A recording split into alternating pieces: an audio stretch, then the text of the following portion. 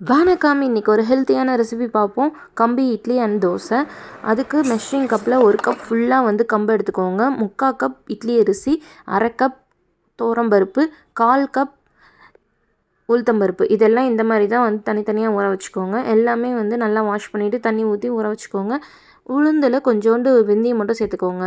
ஒரு 4 மணி நேரம் நல்லா ஊறட்டும். அதுக்கப்புறம் ஒரு மிக்ஸி ஜாரில் தேவையான அளவு கல்லுப்பு போட்டு ஃபஸ்ட்டு உளுத்தம்பருப்பு வெந்தயம் மட்டும் போட்டு நல்லா கிரைண்ட் பண்ணிக்கோங்க. அதுக்கப்புறம் அரிசி போட்டு கிரைண்ட் பண்ணிவிட்டு அதுக்கப்புறம் லாஸ்ட்டாக கம்பு போட்டு நல்லா இந்த மாதிரி நைஸாக அரைச்சிக்கோங்க. அவ்வளோதான். எல்லாம் அரைச்சிட்டு இதை ஓவர் நைட் புளிக்க வச்சுருங்க. காலையில் இந்த மாதிரி நல்லா புளிச்சு எலும்பி வந்திருக்கும்.